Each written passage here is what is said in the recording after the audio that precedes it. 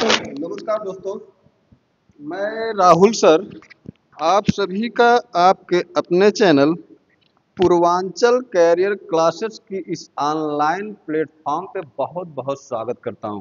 दोस्तों, जैसा कि आप जानते हैं कि प्रत्येक दिन शाम को 7 बजे आपकी थियरी की क्लास चलती है, यूपी टीजीटी पीजीटी कला विषय से संबंधित, और सुबह 7 बजे आपकी एक प्रैक्टिस बैच चलती है जिसमें हमने स्टार्ट किया है प्रीवियस ईयर का पेपर PYQ, जिसका नाम है तमन्ना बैच। बहुत ही शानदार बैच है। थ्योरी की क्लास तो आप लोग देख ही रहे हैं, बहुत ही बेहतरीन कक्षा चल रही है। साथ ही साथ प्रीवियस ईयर पेपर को सॉल्व करना हमारे लिए उतना ही आवश्यक है जितना किसी एक स्थान से दूसरे स्थान पर जाने के लिए हमारे पैरों तथा अन्य किसी साधन की आवश्यकता है। बिना प्रीवियस ईयर पेपर सॉल्व किए हम किसी भी परीक्षा को क्रैक करने के लिए ये नहीं मान सकते, ये संभव ही नहीं है कि कोई क्रैक कर सकता है।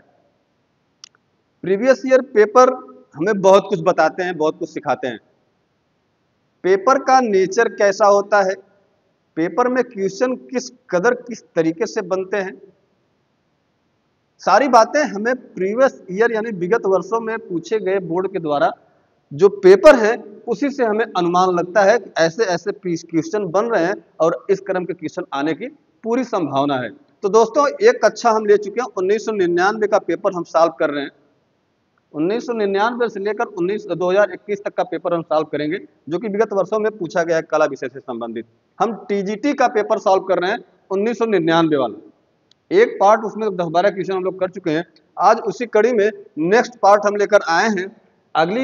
अगला क्वेश्चन लेकर बहुत ही इत्मीनान से, बहुत ही धैर्य के साथ, बहुत ही अच्छे तरीके से आप लोग बैठ जाइए और पूरी कक्षा को, पूरे पेपर को सॉल्व करिए। कमेंट सेक्शन में जवाब दीजिए। ये जो तमन्ना बैच है, ये आप सबकी तमन्ना न पूरी कर दे। तमन्ना का क्या मतलब होता है? महत्वाकांक्षा, आकांक्षा, इच्छा। और इच्छा क्या है? किसी तरह इंटर कॉलेज में टीजीटी या पीजीटी में एक पद ले लिया जाए शिक्षक का, ताकि पूरा जीवन एक गुरु के रूप में इत्मीनान से, बहुत ही शांति से बीत जाए। तो ये तमन्ना बैच में आपका मैं एक बार पुनः स्वागत करता हूं। दोस्तों, आइए हम बात कर रहे थे प्रीवियस ईयर क्वेश्चन पेपर की। दोस्तों, हम लोगों ने प्रीवियस ईयर क्वेश्चन पेपर में कुछ क्वेश्चन सॉल्व कर लिए थे हम लोग। उसी कड़ी में आइए देखते हैं अगला क्वेश्चन क्या कह रहा है। तो ध्यान, एकदम बहुत ही ध्यान से, इत्मीनान से बैठ जाइए और सभी प्रश्नों का उत्तर हमारे द्वारा पढ़ाए गए जितने भाई बहन हैं सबका सही उत्तर आना चाहिए। चूंकि ऐसा ऐसा हम जब पेपर सॉल्व कर रहे थे तो देखने में ऐसा लग रहा था कि तो सारा हम कुछ पढ़ा चुके हैं। ये कहा गया भाई, ये सब क्या होता है? ये सब क्या होता है? चलो भाई, अरे कहाँ चले गए? ध्यान दीजिएगा, एक सेकंड। चलिए चलिए भाई, पेपर आ जाए आपके सामने, उम्मीद करता हूं। ये तो हो गया था, कहाँ तक हुआ था आपका?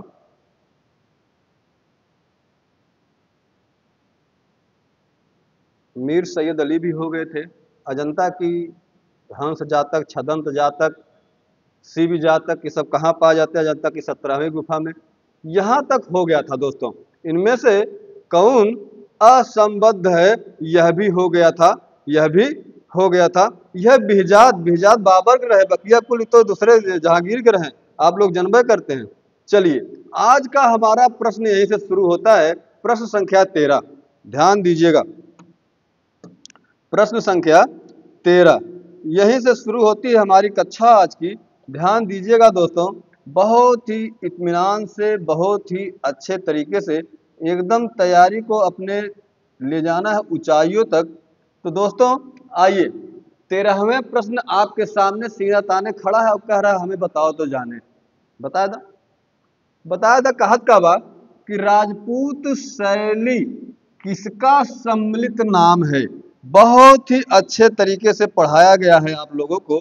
यह हम जब पढ़ा रहे थे सारा कुछ एकदम डिस्क्राइब करते हुए बहुत बेहतरीन तरीके से सारी बात हमने आपके सामने रखा था।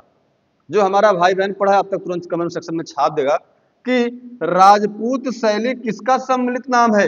क्या राजस्थानी और मुगल का, अपभ्रंश और किशनगढ़ का, या राजस्थानी और पहाड़ी का, या जयपुर और ईरानी का? आप बताइएगा। एक बड़ा ही अच्छा नाम है आनंद कुमार स्वामी। आनंद कुमार स्वामी।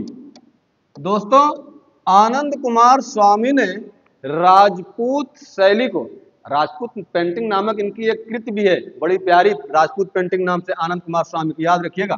आनंद कुमार स्वामी ने राजपूत शैली में सम्मिलित दो नामों को रखा है।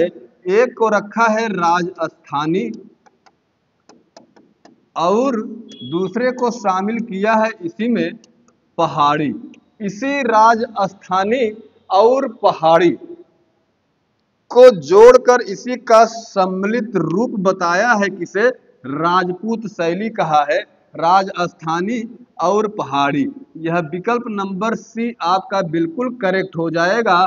यह 1999 ईस्वी में चयन बोर्ड द्वारा टीजीटी की परीक्षा में पूछा गया प्रश्न है। तो विकल्प नंबर तीसरा आपका बिल्कुल करेक्ट हो जाएगा। आगे बढ़िएगा, अगला क्वेश्चन क्या कह रहा है? अगला क्वेश्चन कह रहा है भैया कि राग दीपक चित्र किस शैली का है? बताना है आपको कि राग दीपक चित्र किस शैली का है। क्या यह बूंदी शैली का है, किशनगढ़ शैली का है, बसोहली शैली का है, या मेवाड़ शैली का है? एकदम छाप दीजिए कमेंट सेक्शन में। चलिए एकदम छाप दीजिए। आप देखेंगे दोस्तों कि बूंदी शैली के चित्रों का विकास रागनी चित्रों से होता हुआ कहीं ना कहीं प्रतीत होता है। किस शैली का? बूंदी शैली की। तो क्योंकि इस शैली के आरंभिक उदाहरण रागमाला चित्रावली के ही भाग हैं। दोस्तों, राग दीपक, ये जो है राग दीपक, यह बूंदी शैली का चित्र है। किस शैली से संबंधित है? बूंदी शैली से। विकल्प नंबर चौथा आपका करेक्ट हो जाएगा। और यह जो राग दीपक नामक चित्र है, यह भारत कला भवन वाराणसी में संग्रहित है। आपसे क्वेश्चन पूछ सकता है कि राग दीपक जो कि बूंदी शैली से संबंधित चित्र है, यह कहां संग्रहित है, किस संग्रहालय में संग्रहित है? तो हमारे भैया हो, यह काशी जो बगल में है बनारस, वहीं पर जो संग्रहालय है भारत कला भवन, उसी में संग्रहित है। आइएगा अगला प्रश्न क्या कह रहा है, ध्यान दीजिएगा। प्रश्न संख्या 15। प्रश्न संख्या 15 कह रहा है कि किशनगढ़ के कवि, क्या है? किशनगढ़ के कवि, कलाकार, कला मर्मज्ञ, शासक का नाम क्या है? हमने थ्योरी की कक्षा में बहुत ही बेहतरीन तरीके से सारी चीजों को बताया है। जो हमारा भाई बहन पढ़ा है उसको तो सारी बात समझ में आ रही होगी। जे ना पढ़े तो हमारा क्लासवा जाके पढ़ ले। कसम भगवान को बतावा थी न, एक चीज बताया हो बढ़िया से बताया। हमें कोनो हवाई वाली बात नहीं न। सारी चीजें, जितने प्रश्न आपको मिलेंगे प्रीवियस ईयर के 1999 से लेकर 2021 तक, जो माफ करिएगा, जो भी हमारा भाई थ्योरी हमसे पढ़ रहा है, ये क्वेश्चन उसका गलत होगा नहीं करेगा। हमने सारी चीजें पढ़ाई है, सारी चीजें बताई है और बहुत ही बेहतरीन तरीके से समझाई। तो इस प्रश्न का उत्तर दीजिएगा आप लोग कि किशनगढ़ के कवि, कलाकार, कला मर्मज्ञ, शासक का नाम आपको बताना है। क्या मानसिंह है, सावंत सिंह है, संसार चंद है, या हरि सिंह है? यही बताना है। हम ही बता देते हैं, जिसका नाम है विकल्प नंबर 2 में सावंत सिंह। क्या नाम है? सावंत सिंह। बड़ा ही न्यायप्रिय, उदारशील, बड़ा ही अच्छा लेखक, बड़ा ही अच्छा कवि, संस्कृत, फारसी, मेवाड़ी भाषाओं का पंडित, ज्ञाता, चित्रकला और संगीत का भी जिसने विधिवत अभ्यास किया, ऐसा शासक था। कौन? यही सावंत सिंह, जो कि किस शैली का शासक था? किशनगढ़ शैली का। दोस्तों, ये विकल्प नंबर 2 आपका बिल्कुल करेक्ट हो जाएगा। यह स्वयं में संस्कृत, फारसी, मेवाड़ी भाषा का पंडित था। इसने संगीत तथा चित्रकला का भी विधिवत अभ्यास करने का काम किया था, सीखने का काम किया था। और यह एक अच्छा कवि भी था, अच्छा लेखक भी था, अच्छा चित्रकार भी था, बड़ा ही उदार, प्रिय, न्यायशील राजा भी था। कौन? यही सावंत सिंह। याद रखिएगा। अगला क्वेश्चन 16वां नंबर का कह रहा है भैया, जरा देखिए तो। गुप्त काल की प्रमुख विशेषता आपसे पूछ लिया है, बड़ा ही प्यारा, बड़ा ही आसान क्वेश्चन। गुप्त काल की प्रमुख विशेषता क्या मूर्तिकला थी, मंदिरों का निर्माण था, चित्रकला थी या काष्ठ कला थी? बताइएगा, कमेंट सेक्शन में छाप दीजिएगा कि गुप्त कला की सबसे प्रमुख विशेषता क्या रही थी। तो गुप्त काल की सबसे माफ करिए, तो गुप्त काल के सबसे प्रमुख विशेषता मंदिरों का निर्माण था। जहां यह टाइप के प्रश्न मिल जाए और पूछे गुप्त काल के प्रमुख विशेषता क्या रहा, एक लाइन में उत्तर दे भाई साहब लोग कि गुप्त काल में मंदिरों का निर्माण इतना चरम पे था, उसकी प्रमुख विशेषता ही मान ली गई कि गुप्त काल की सबसे प्रमुख विशेषता क्या है? मंदिरों का निर्माण। खूब मंदिर बना, जैसे आज बन रहा है, हर मस्जिद के पीछे मंदिर खोजी जा रही है। ठीक उस समय खोजी तो नहीं जाती थी मस्जिद के पीछे मंदिर, लेकिन नए नए स्थान पर नए नए भगवान की मंदिर बनाने का कार्य बड़ा जोरों शोरों से चल रहा था। किसके समय में? गुप्त काल, गुप्तों के समय में। ध्यान दीजिएगा। अगला प्रश्न क्या कह रहा है भैया, तो मैं आपका विकल्प नंबर 2 बिल्कुल करेक्ट हो जाएगा। प्रश्न संख्या 17 क्या कह रहा है, जरा ध्यान दीजिएगा। प्रश्न संख्या 17 कह रहा है कि मुगल शैली में व्यक्ति चित्रण को विशेष स्थान किसके समय में मिला? मुगल शैली में व्यक्ति चित्रण यानी सभी व्यक्ति चित्रण को विशेष स्थान किसके समय में मिला? क्या वह हुमायूं के समय में मिला, अकबर के, जहांगीर के या शाहजहां के? शाहजहां के समय को स्थापत्य कला का स्वर्ण युग या स्वर्ण काल माना जाता है। जहांगीर के समय को चित्रकला का स्वर्ण काल माना जाता है। अकबर जो है, अकबर के समय में चित्रकारों को खुली छूट दे दी गई थी। आप लोग चित्रकारी अपने तरीके से सभीहे बनाए तथा अन्य प्रकृति दृश्य, पशु पक्षी, राजाओं के, दरबारियों के, महत्वपूर्ण व्यक्तियों के चित्रकारी करने का काम, यानी सभीहों का सबसे महत्वपूर्ण स्थान अगर कहीं बनाने के लिए मिला मुगल शैली में, तो यही शासक था जिसका नाम था अकबर। विकल्प नंबर 2 बिल्कुल करेक्ट हो जाएगा। अकबर स्वयं, हम जब पढ़ा रहे थे अकबर को, मुगल शैली जब हम पढ़ा रहे थे, तो बताए थे कि ऐसा यह शासक था जो सभीहें बनवाने के लिए चित्रकारों को प्रेरित करने का काम करता था और खुद का व्यक्ति चित्र बनवाने के लिए घंटों घंटा बैठा रहता था। इसने एक पूरा मुरक्का बनवा दिया था। मुरक्का अर्थात एल्बम। उस एल्बम में इसके चित्र, राजा के दरबारियों के चित्र, या उस समय में समाज के महत्वपूर्ण पदाधिकारी या व्यक्तियों के चित्रों को कलर करके एक मुरक्का यानी एल्बम बनवा दिया था।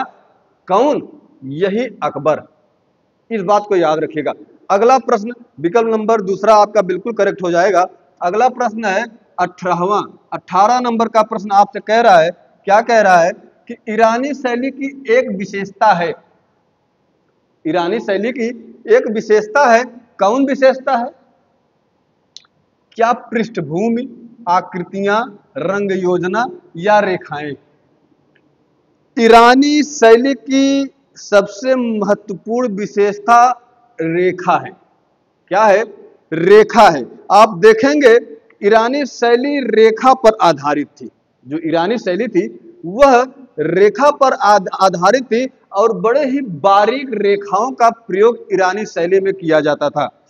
इसमें भारतीय रेखाओं की भांति गोलाई युक्त रेखाएं न खींचकर सपाटदार कोण युक्त रेखाओं का प्रयोग किया जाता था ईरानी शैली में। आपसे क्वेश्चन पूछेगा कि ईरानी शैली की एक विशेषता है वही रेखाएं, रेखा। विकल्प नंबर चौथा आपका बिल्कुल करेक्ट हो जाएगा दोस्तों। अगले प्रश्न की तरफ बढ़िएगा और ध्यान दीजिएगा। अगला प्रश्न संख्या 19 का कह रहा है, बड़े ध्यान से पढ़िए कि एलोरा के प्रसिद्ध कैलाश मंदिर का निर्माण एक राष्ट्रकूट नरेश ने कराया था। उस नरेश का, उस शासक का, उस राजा का नाम क्या रहा है? वह नामवा बताओ एक बार। सारी चीजें पढ़ाए हैं, ऐसा कोनो क्वेश्चन मिलबा नहीं करेगा जो आपको पढ़ाया ना गया हो, और बहुत ही विस्तृत, बहुत बेहतरीन तरीके से। न विश्वास हो जाकर देख ला, क्लास में प्ले लिस्ट में पड़ी है। आवा तो एलोरा के प्रसिद्ध कैलाश मंदिर का निर्माण एक राष्ट्रकूट नरेश ने करवाया था जिसका नाम था कृष्णराज प्रथम। जिसका क्या नाम था?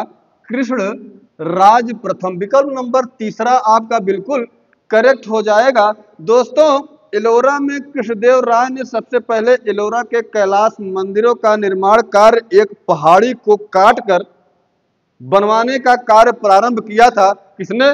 यही कृष्णदेव राय प्रथम ने। विकल्प नंबर तीसरा आपका बिल्कुल करेक्ट हो जाएगा इस प्रश्न के लिए। आगे बढ़िएगा। अगला प्रश्न क्या कह रहा है भैया? प्रश्न संख्या 20।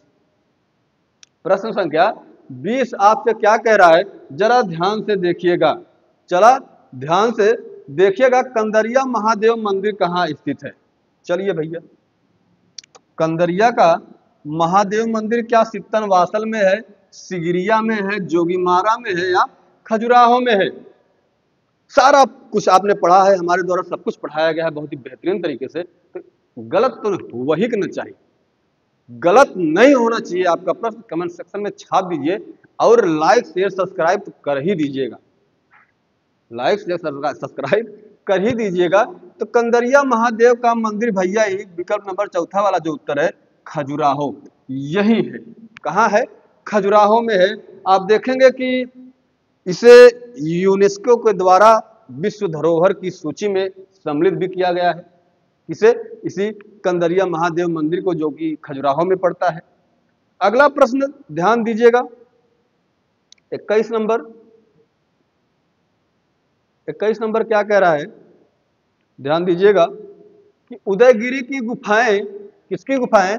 उदयगिरी की गुफाएं किस धर्म से संबंधित कला को दर्शाती हैं? हमने बहुत ही बेहतरीन तरीके से बताया था उस समय जब कक्षा में पढ़ा रहे थे। तो उदयगिरी की गुफाएं बौद्ध धर्म से संबंधित है, हमने पहले ही बताया था उस समय। किससे? पहला ही विकल्प सही हो जाएगा आपका, बौद्ध धर्म से संबंधित है उदयगिरी की गुफाएं। किस धर्म से? बौद्ध धर्म से। विकल्प नंबर 1 बिल्कुल आपका करेक्ट हो जाएगा। अगला प्रश्न, प्रश्न संख्या 22 क्या कह रहा है? जरा ध्यान से देखिएगा और इसको देखिए क्या कह रहा है। कीर्ति स्तंभ कहाँ है?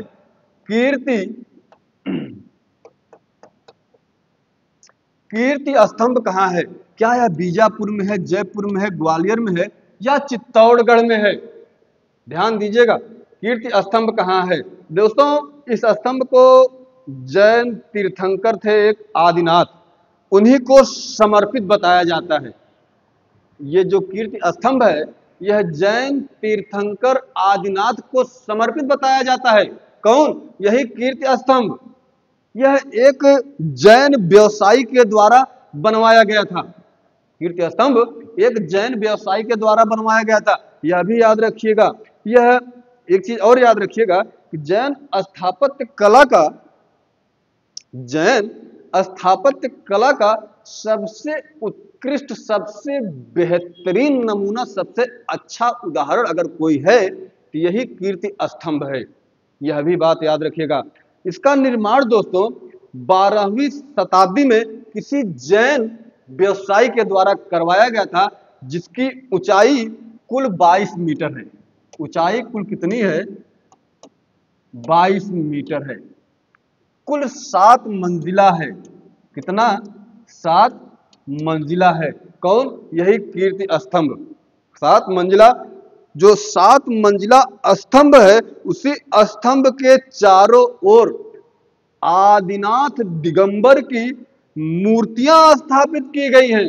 आदिनाथ दिगंबर की मूर्तियां जो 7 मंजिला स्तंभ है, 7 मंजिला स्तंभ के चारों पार्श्व पर, चारों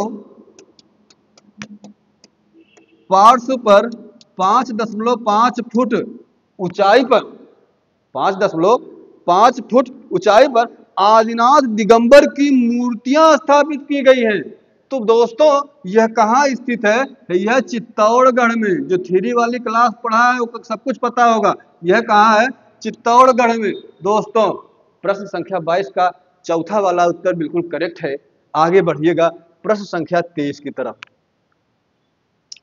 प्रश्न संख्या 23 क्या कह रहा है कि आधुनिक भारतीय चित्रकारों में कौन लोक कला से प्रभावित कलाकार है? बताइए। क्या नंदू चाचा हैं, नंदलाल बसु, यामिनी रंजन राय हैं, या कनु देसाई हैं, या मुकुल डे हैं? आपको बताना है। तो दोस्तों इस प्रश्न का उत्तर अगर देखा जाए तो आधुनिक भारतीय चित्रकारों में कौन लोक कला से प्रभावित कलाकार है, तो ना ही नंदू चाचा है, ना ही कनु है, ना ही मुकुल है। यही विकल्प नंबर दूसरा आपका बिल्कुल करेक्ट हो जाएगा, यामिनी रंजन राय। बात 1921 ईस्वी की है। अगर मैं बताऊं आपको थोड़ी सी इनके बारे में, तो 1921 ईस्वी में लगभग 34 वर्ष की अवस्था में इनका जो ध्यान है वह बंगाल की लोक कला और गया बिहार के पट चित्रण की ओर गया। यामिनी रंजन का ध्यान, इन्होंने ही लोक कला को विकसित करने का कार्य भी किया। सीधे सीधे जान जाइए, लोक कला शैली से संबंधित कोई बात आएगी तो उसका उत्तर हमेशा यामिनी रंजन राय होगा। दोस्तों ध्यान दीजिएगा। अगला प्रश्न विकल्प नंबर 2 बिल्कुल करेक्ट है। अगला प्रश्न और आज का अंतिम प्रश्न है, कौन सा? 24वां। हाँ 24वां। चलिए, पद्म विभूषण से सम्मानित चित्रकार का नाम बताना है। इसमें से का नंदू चाचा हैं, असित कुमार हल्दर हैं, रविंद्रनाथ टैगोर या यामिनी रंजन राय हैं?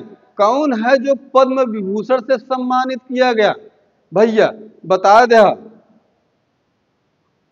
अच्छा, जिसे इस विकल्प में जो सही है उसी को ललित कला अकादमी, ललित कला अकादमी द्वारा ताम्र पत्र भी भेंट किया गया था, सम्मानित किया गया था।